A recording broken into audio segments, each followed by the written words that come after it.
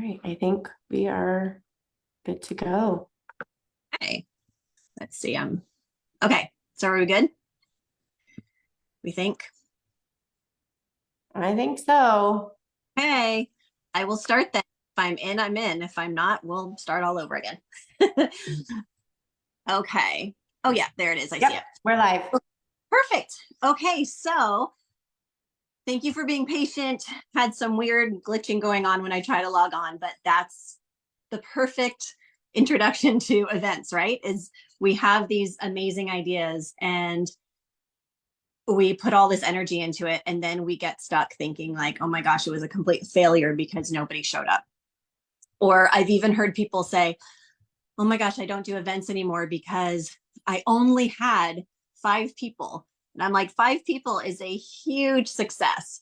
And so I am here to share some ideas with you about what I've done in the past for events, what I find to be the most successful way to build a community through events.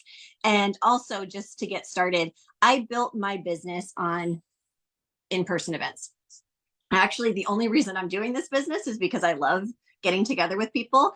And when I fell in love with oils and I realized, oh, I can have people over and have them smell oils and look at my diffuser and make things, that was just what I naturally wanted to do. And then when I realized, oh, this is how some people actually build a business doing this, then I was like all in. So I have a love of hosting. I have a love of getting people together, and I have a love of connecting communities. And I really enjoy connecting people from different communities. So this is something that comes with a lot of passion, not necessarily comes easy, but I've worked through this over the past 8, 9 years. So I want to share it with some of the things that have worked for me and some of the things that haven't. So I actually have notes. For those of you who know me, I'm not a note person. I usually just fly on the seat of my pants, but this time I actually have notes, handwritten. That's how I roll. But I basically just journaled on this morning and just wrote up all the things. And I broke it down into 5 different tips. And I'm really hoping that this is helpful for you, because truly my passion is to get people together. And I want you to feel like this is a fun way to build your business and just a fun way to live your life, right? It's like getting together with people. So let's just move right into it, because I don't want to take up too much of your time. You've already been waiting for me. But number 1, pick a topic. Okay, that sounds like, okay, Holly, great, pick a topic. I get it. But your topic really matters, because there was a time where you could throw out a topic like essential oils 101, and people were like, ooh, essential oils, I want to learn about them. And they would show up to your class. Things have shifted a little bit. People might see essential oils in a topic of a class and go like, oh, I know what that is. They're going to try to sell me. Or, oh, I know what they're trying to do. They're trying to get me in their pyramid scheme, or all the things. There's a lot of people who have negative associations with this idea of essential oils. So when you pick a topic, it's really important that you know your audience and you know who you are trying to encourage to come to your class. If it's people who already have this like mindset of like, oh, don't call it an essential oils class. If you have somebody out there who's like, I want to learn all about essential oils, then absolutely throw a class that's called Essential Oils 101, but just be really aware of what your topic is, because that's what's going to make people excited, or people go the other way. It's the first thing they're going to see. So this is how I pick a topic. And I've done this for a really long time, and I always tell my team this. What I do is I listen to what's happening around me. So in my circle of friends, in conversations that I'm having on my social media feed, I try to listen to what the buzz is. Like, what are people doing? What are people talking about? And when I do that, I make sure that I come up with a class that will get people excited based on what I'm hearing. So back during COVID times, there were some posts going around in a mom's group that was like, hey, does anybody sell elderberry syrup? And I just started commenting on, oh, I actually make my own. And over time, over like that course of that week, trying to keep that post active, I said, hey, would anybody want to get together? I can show you how to make elderberry syrup. Super easy. I'll buy the bottles, and I'll just charge for the supplies if ever anybody wants to get together to make some, because I'm planning on making some anyway. Never mentioned oils at all. So when people showed up, and it was a really popular class, we had a bunch of people, and I didn't know any of them at the time other than the people that I hosted it with. That's one of my tips of this, is have a team. But we had a group of people that we had never met, all who wanted to show up because of elderberry syrup. And when they showed up, of course, they're going to see things like a diffuser going, and they're going to see that I make my elderberry syrup using thieves. I didn't make a big deal of it. At that point, because I didn't know this group at all, I didn't say anything like, and this is thieves, and this is what it does. I basically said, this is what I do. I add this essential oil blend because it has all the things that I know a lot of people add to their elderberry syrup, and this makes it so much easier, because other people will use things like, cinnamon sticks and clove and blah, blah, blah. And I went on and on about like, but this, look, I just put a drop in there, or a couple drops. So people were able to see that. And the topic worked to get people to show up, because I was listening to what the buzz was.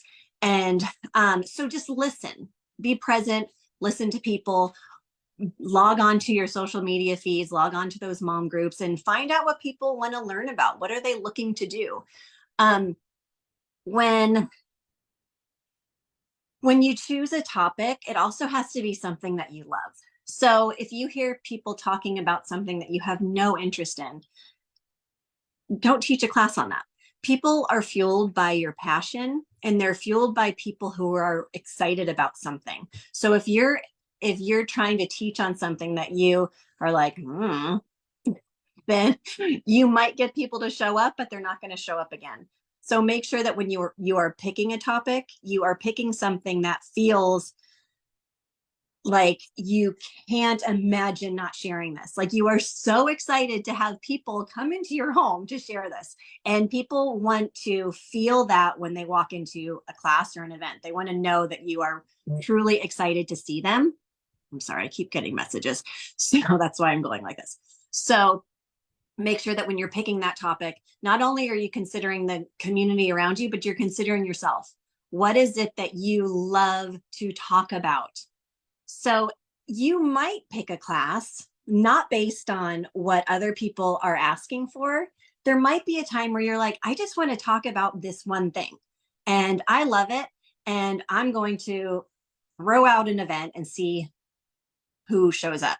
That's also great. As long as you're sharing something that you're excited about, that's the key. So find out what people are looking for and share about things that you love. Okay, that's my number one. Is that pick your topic. Number two, you want to pick a date. So don't get caught up in, sorry, I'm losing my voice. Okay, sorry. Pick a date and a spot. So you are going to have this idea, and it's going to float out there, and you're going to be so excited. And then you're going to have this fear set in where you're like, oh, but I don't know when to do it. And look, my schedule is crazy, and there's no way I'm going to be able to get this on the calendar. So, and then it's just going to sit there. No, I always tell people, get it on the calendar, even before you have any idea who's going to come. Sometimes I even get a date on the calendar before I even have the topic. So you know that this time of the day, you are going to be there and you are going to present on something. So get that date figured out. Now, here's another trick with picking a date. Do not get caught up in everybody telling you when it should be. You are going to have people who respond to your invitations, and they will say things like, oh, I wish you would have scheduled it on a Saturday at 3. That's the only time I have available. And you're going to be like, especially if you're new to events, you're going to be like, I should have scheduled it Saturday at 3. Do not get caught up in that. I got caught up in that for a very long time. And what I realized was I have to set up an event for a time that really works for me and my family. because there were times where I was working around everybody else's schedule and I would just make sure it happened, and I would show up, and the group wasn't any bigger than if I would have picked the date. The people that want to be there are going to make it happen. They're not, it's not that they're waiting for the perfect date. The people that need to be there and want to be there are going to make it happen. So you need to make sure that you're doing something that's sustainable. And hosting events is hard. It takes a lot of effort. It takes a lot of time. It takes you away from your family.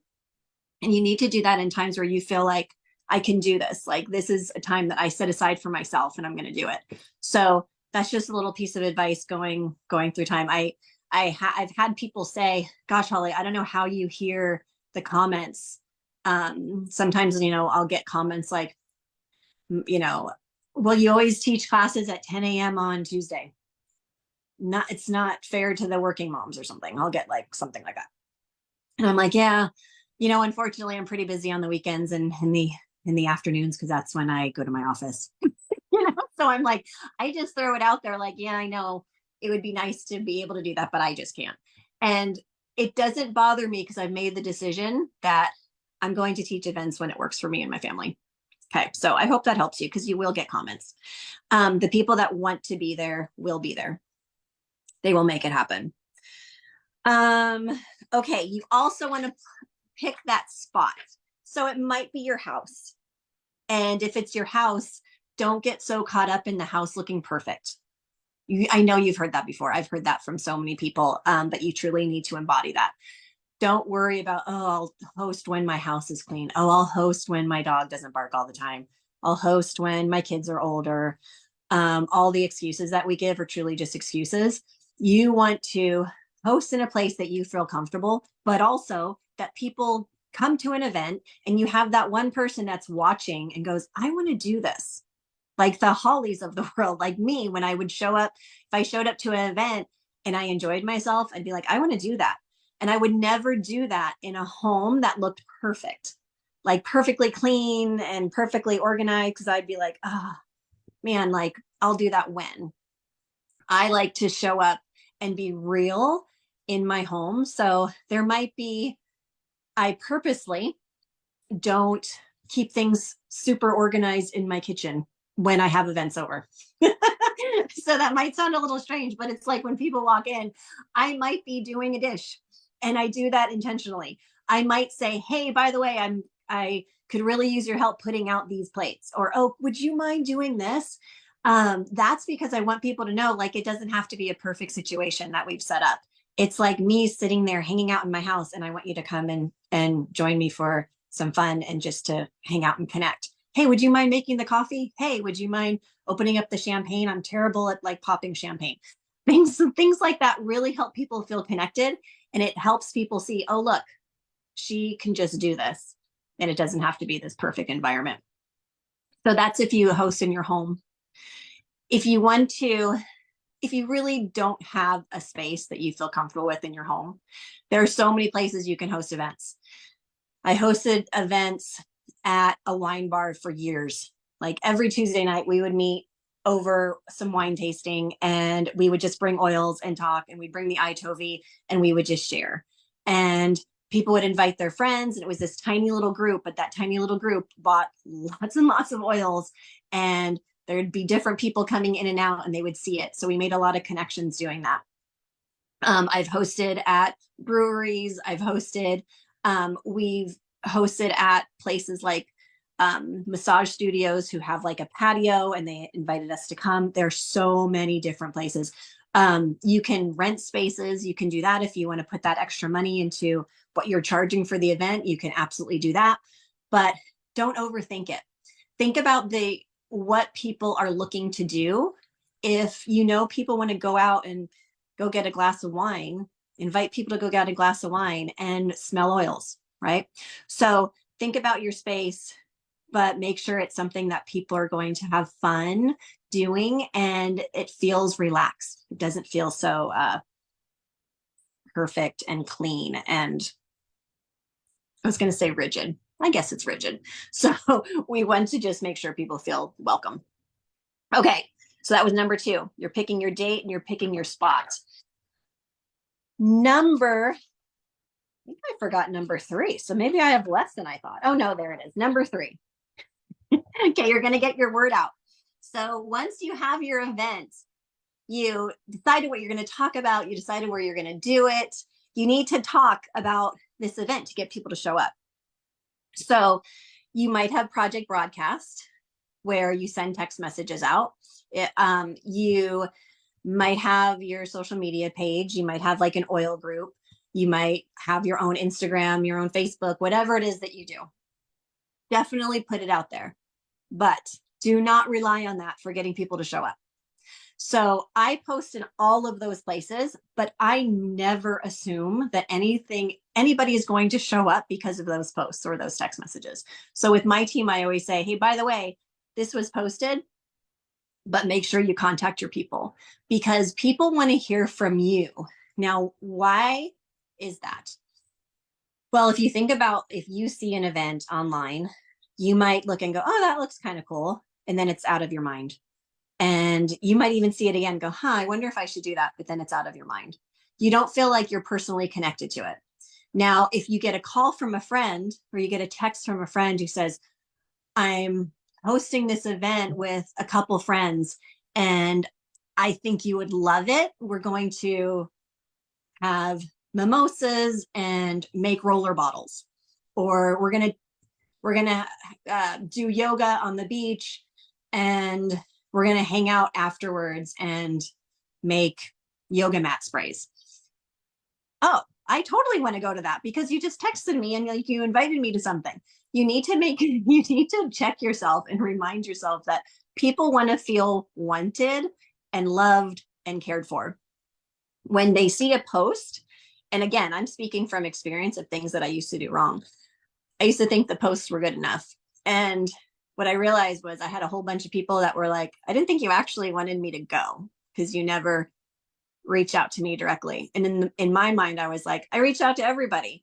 And so I really had to change my thinking on that a while back and say, I need to make a list of people who I really want to see show up to that event. Anybody else that shows up is extra, but I really want to make sure that those people are personally invited with a phone call or a text message, and I'm following up with them and I'm making sure that they know that even if they say no, that please tell me if anything changes for you.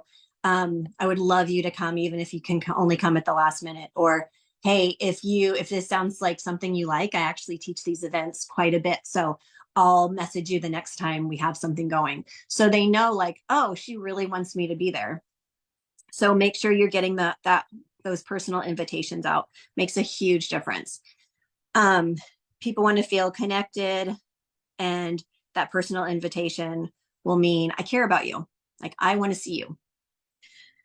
Okay, you also need to make sure you're consistently posting. So I just shared all the stuff about how you need to make that connection. But when you do a post on your oil page or on your personal pages, make sure that you're consistently sharing that. I notice a lot of people on my team and myself at times, I'll post it once and then it's out of my mind, or I'm so busy like planning for it that I don't remember to repost it.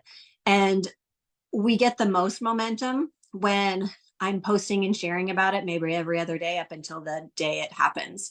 So that way people are looking at their phone and they're like, oh yeah, I remember she was talking about, wow, she's really talking about that a lot.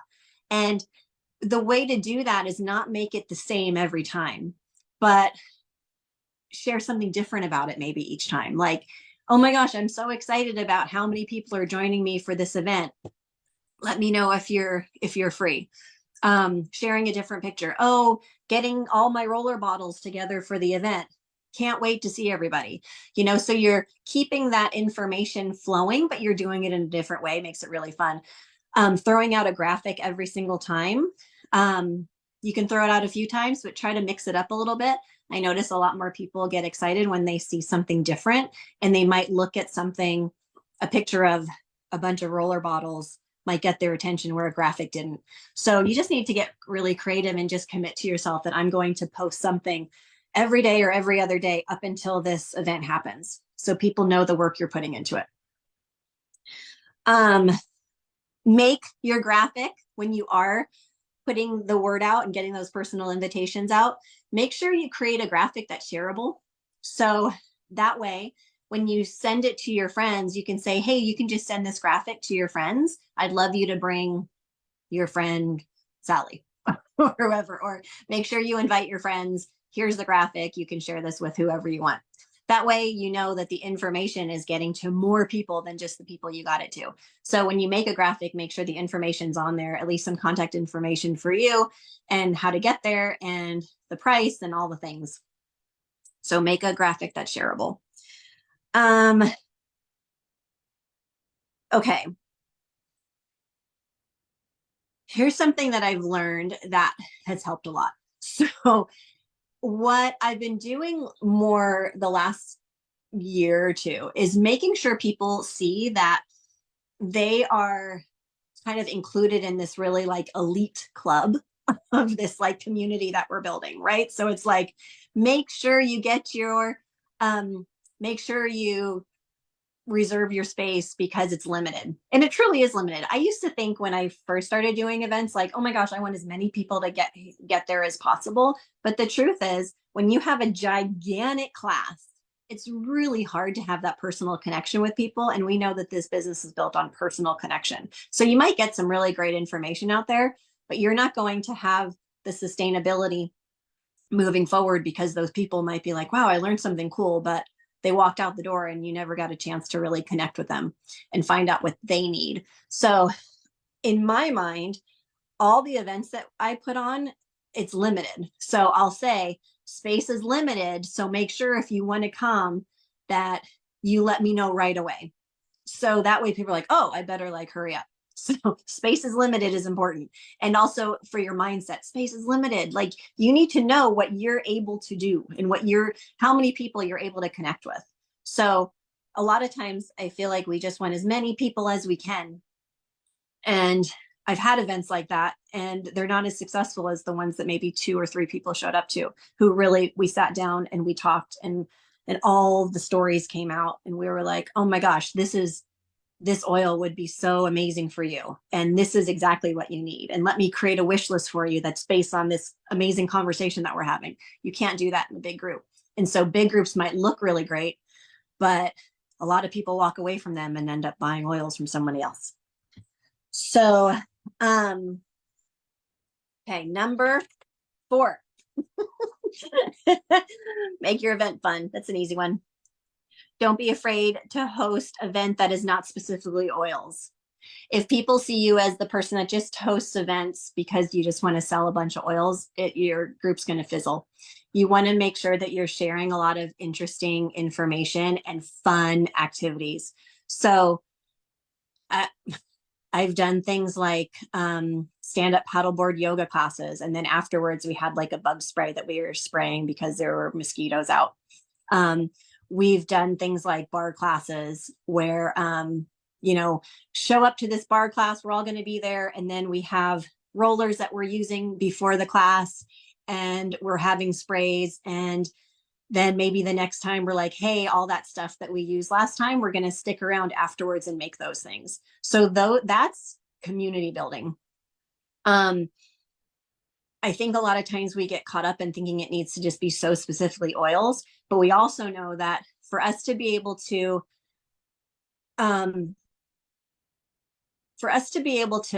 truly sell, I was like pausing, should I say sell? Yes. For us to be able to sell oils, people need to trust you. People need to know that like you truly use these products. And so to me, those events allow you to show that you're truly a product of the product, that they get to see you using oils the way you use oils. So if I host like a hike, and when I hike, I like to have RC because it helps with my breathing if I'm going up a hill. I also like it because it keeps the mosquitoes off me. And so am I going to hold back the RC because I happen to be with a bunch of people that don't know about oils? No, I'm going to be a product of the product. So hosting a hike with a community of moms means they're going to have an opportunity to see how I use oils daily. and I'm going to share. And then that opens up a whole another event later where I'm like, hey, by the way, that roller that we use every time we hike, we're going to meet up at so and so's house and we're going to make those. And everyone's like, oh, sign me up. So it's building on that idea of fun and community and keeping people together and getting people to understand like this is a part of the community. This is just what we do. So making your event feel like family. So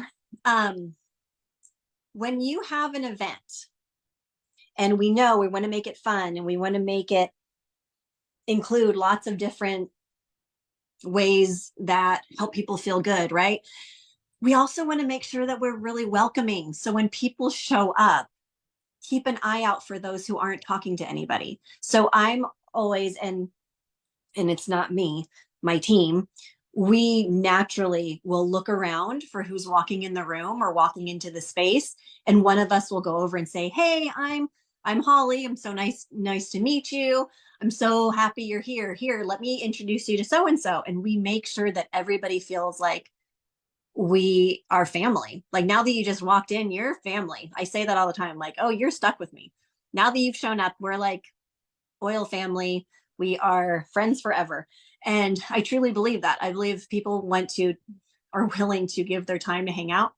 We need to make sure they feel welcome. So we are making sure everyone feels like I want to know you. I want to get to hear your stories.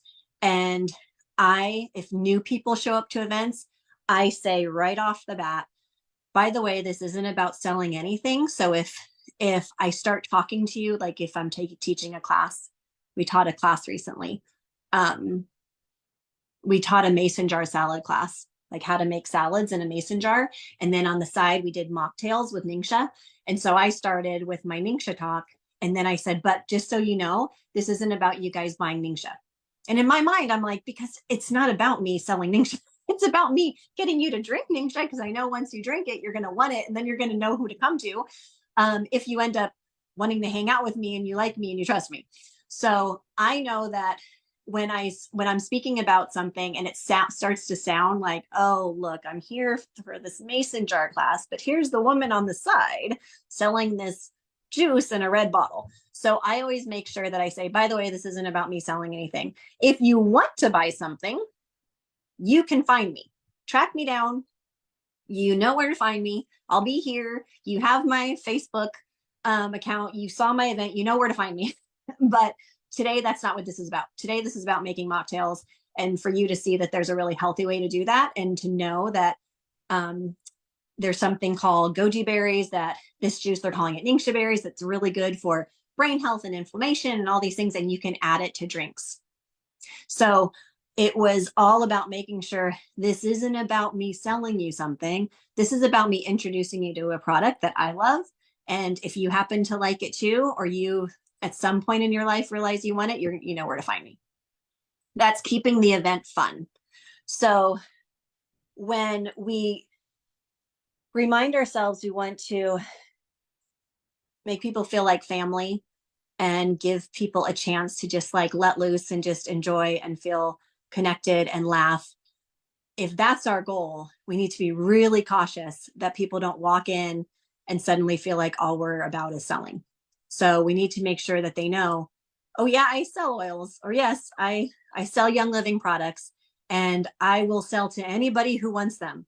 And I will share your wish list and all the things, but that's not my number one goal. My number one goal is to make sure that you feel connected to this community and that you want to come back and keep coming back and keep coming back, because everybody has a purpose in our community. Like we want them there. Laugh, have fun, be grateful. I was at an event last night, not an oil event, but somebody invited me to an event and I couldn't make it, but I was walking through it to put away my coffee cup. And it was this like serious group of women sitting at a table. And I didn't realize it was the event I was invited to until I was like, oh, that's weird. That was the event I was supposed to be at. And it made me think. I added it last night to my notes because I was like, okay, those people that came to this event, and anyway, I'm not going to say what it is. just because if somebody was there in here. It was like, that was great. There were like 6 people, but nobody was talking and it was really stiff. And I would not, I didn't feel like that was a community gathering. Nobody was laughing. Nobody was having fun. And I walked by and I was like, oh, ladies, I didn't realize you were going to be right here at this time. Yeah, I couldn't make it. And they're like, oh, and everybody like relaxed. They're like, oh yeah, I hope you can make the next one. And I was like, yeah. And I was thinking, oh my gosh, we need to make things more fun. Right. So laugh, have fun, be grateful that everybody's there, and make sure everybody knows that you are so grateful for them, that they gave up their time away from their family and away from other things to be with you. Okay. My last few quick tips. I hope this has been helpful, you guys. If it's just you and one other friend, or it's just you, celebrate the fact that you have a clean house. It's never a failure to schedule an event. It doesn't matter if you have, like, literally, I used to tell myself this all the time. If nobody shows up, I look around my house and I'm like, but look at me, I cleaned the house. That's amazing. So at least I have a clean house. And then when more people would come, I was like, "Ah, I'm so grateful for everybody who's here. Just be happy that like something happened. And take pictures. So if you have an event where you alone show up, or you and your friend show up, make sure you're taking pictures. Make it look like there was a whole group. So you can take a picture of your roller bottles. You can take a picture of, the dips that you made and the Ningxia glasses and all the stuff that you had out. Nobody needs to know that there was like you. And so you can use those pictures for your next event. And don't cancel. This is just, again, you don't have to follow any of my advice, but I find that when you cancel events, people don't trust that your events are going to happen. So I've had people get really excited and try to host events, and then they're like, I'm going to cancel it because I just don't have enough people coming. And then they cancel it. And I find out that there were actually 6 people coming, or 4, or, a really great number in my opinion. And I'm like, oh, gosh, it would have been nice for you to do that anyway. And I give them the whole speech about the clean house and the whole thing. But I get it, it's busy and it's a lot of work. So I hear you. What ends up happening almost 99.9% of the time is those people feel so deflated because, quote, nobody wanted to come to their event and then they canceled, that I see most people not want to schedule another event. Like they just feel so that they're afraid, their fear starts kicking in of, I can't do this because look, last time I tried. And if they would have just hosted it and one person showed up, or the whole 4 or 6 that they didn't think were enough, they would feel so empowered because those conversations would have sparked something in them. So if you don't have a real reason to cancel, never cancel because you don't have enough people. And other people are watching. If they hear that you were having an event and they couldn't make it and they truly wanted to be there, and then they find out you canceled, it's going to make a difference. They're going to be like, oh, okay. Oh, that didn't happen. Oh. Be consistent. Make sure you have another event in your head. So every time you host an event, have the next one in your head. I try to have a date. I haven't been great about that lately, but we always have something coming up so that at the end of the event, we say, oh, by the way, are you going to so-and-so's house for the mimosas and something class? Oh yeah, and actually I heard about that. Okay, perfect. I just wanted to make sure you knew about it. That way, everybody knows you're always invited. This community is going to grow. Oh, and by the way, make sure you invite your friend too. Friends are always invited, but remember, space is limited because, we just have a limited amount of supplies. So make sure that you let me know, and right away. So very casual, but very welcoming and open. So always have something that they have to look forward to. And remember, my last piece of advice, this is a slow build. This is about growing community. Communities don't grow quickly. Communities grow one person at a time. So you do that by showing up consistently, being a friend, being someone that people want to be with, welcoming people into your home, and truly learning how to be a host. And truly believing that everybody who shows up to your event will leave a better person. If you truly believe that, then you will want to shout your event from the rooftops, and you will really want to get to all of those people, all of the people in your neighborhood that walk by. I'm looking at somebody walking by my window right now, and you're going to say, oh, that event's going to be so good for them. I really need to make sure they're there. Like, that's the heart that you need to bring to these events. Don't get caught up in the, I need to host an event to sign up this many people. The goal is, for me, has always been my slow build. I'm going to build a community of people who take care of each other. And we happen to sprinkle a lot of oils around, and we drink a lot of Ningxia while we're doing it. So anyway, I hope that was helpful. I cannot see comments. Maybe I'll try, I'll log on, but I was already talking way longer than I thought. Yeah, so I don't think I can see it. Let me see one more thing. Oh, there we are. Okay, so, oh, hey crew. Okay, so I see my crew. Thank you very much. I adore you. Couldn't do this without you. Oh my gosh, this is horrible. My quick tips. Where did I put that? Okay, I have one more quick tip. Oh, it's in the beginning. I was supposed to say this in the beginning. You all know me. Okay, so get a team as soon as you can. And your team can be one person, or your team can be 10. I don't know, but get a team that wants to build community with you. That is going to make the events more fun. And if you show up and it's just your team, it's still going to be a party. So make sure you have a team. And again, if you are new to this and you're like, but I don't have a team, it's okay. You be your own team until you get a team. But when you have somebody who shows up in your life and they want to show up to events with you and they want to go try new things, they're your team. Go after them and say, hey, would you help me like do this next event? It makes it so much more fun, and you'll never have an empty event. If you guys are all showing up, then that's a party. So make sure that you're taking lots of pictures of, yeah, thank you. Thanks, Iris, for the reminder. Make sure you're taking a lot of pictures, because people will watch and they'll say, I want to do what they're doing. This looks like a lot of fun. If you're just hanging out with your people and nobody else sees it, that slow build is going to be a lot slower. So the more you can just share, like, look at all the fun we're having, people are going to want to be a part of that. So I hope that was helpful. I know I took way more time than I was supposed to, and I'm going to log off for real now. And if you have any questions, I'll keep coming back to the post so that you can ask questions, and you can reach out to me anytime. But if you ever want me to go live in here and share like some specifics about events we've done, I'd be happy to do it. So this is my passion. Community building is my thing. So anyway, bye for now. And thanks so much for having me come and talk. I'll leave.